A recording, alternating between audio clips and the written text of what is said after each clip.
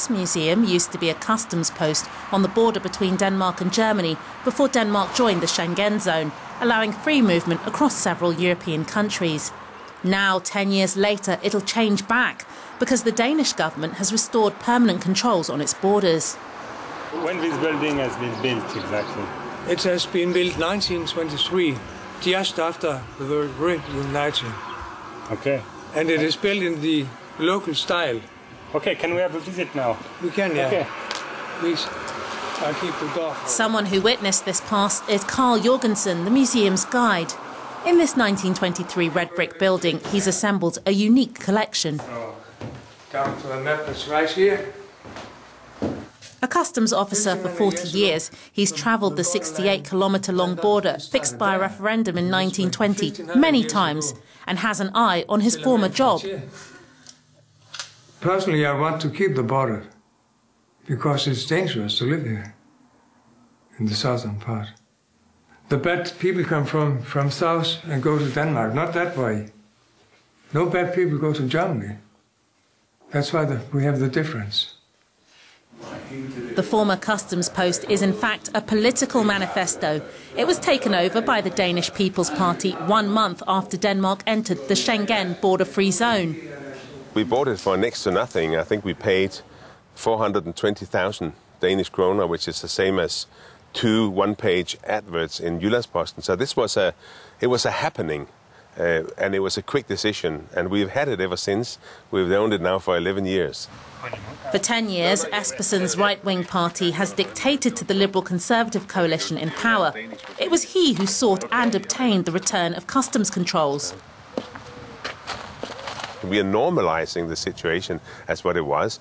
It doesn't make sense that people can just carry things over the border and drive things over the border as they like. So what we did was we introduced a much better custom control. And of course, there could also be other catches that then the police will deal with. We see this as a first step, a very important first step, but we want to leave Schengen altogether. I think it is bad politics. Niels Helveg Petersen and his party, the Social Liberals, are the only Danish politicians who openly criticise challenging the freedom of movement. First of all, it's ineffective. It doesn't do what the people behind this measure wanted to do, that is to fight organised crime. Secondly, it's quite costly. That's Denmark's own problem. Thirdly, and that's the most important point, it's a very wrong signal to the rest of Europe. 4 kilometres north of the border, the town of Tonda is extremely popular with German tourists. Here, border control is a hot topic. For me, it's fine, because then we do not have so many burglars and so on who come from east. I'm not quite sure why they want to put in the control, actually. So I don't agree with the new control again. I understand that they're looking into whether it's against the international laws, and I think it's quite bad for Denmark if we're not doing what we're supposed to do according to these laws. Well, I think it's okay with the border control. I know that the people in Germany want border control at Germany's borders. So it's only the politicians who doesn't want the border control, because they are afraid that the European Union will be divided. During the holiday season, it's easy for tourists to pass the border, but the deputy mayor is worried about the future. It'll be a problem if the customs offices are located at the border. I don't think that people care about video surveillance, but if you stop the flow of cars and cause traffic, it'll be a problem.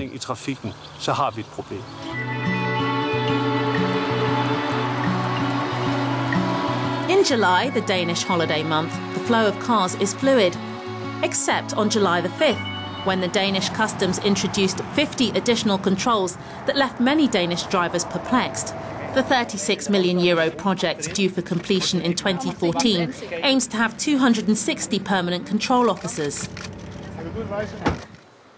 The reintroduction of border controls has shocked Germany, and the controversy has surprised Denmark. Why are we doing this intensification of the border? According to the risk, it has come to to a certain extent, as a surprise to many Danes, both media also and politicians and ordinary Danes, the reaction that they have seen from the outside and also from the Commission. Of course it disturbs us as guardian of the treaty. Brussels has deployed a number of experts who've agreed the reasons given by Copenhagen are insufficient. There are no threats justifying a return to routine checks, even temporarily, as authorised by the Schengen Code. A specialist when it comes to the code, Hansen Thomas Gammeltoft sums up the reaction of the European Commission. Schengen and the free movement within Europe represents probably the most physical, tangible results of EU integration that everybody can sort of see as a visible result. And at a time where immigration pressures in Southern Europe and sort of a general fear of backlashing towards nationalism is very present, the Commission is probably wanting to make a strong stand against what could be interpreted as Schengen anarchy. In the middle of the controversy with the European Commission, customs here in Copenhagen, the Danish Skat cancelled our interview at the last minute. The subject of border control has become a subject too political. Yet Denmark could be within its rights. At its border with Sweden, at the Öresund bridge, there's no control on the Danish side.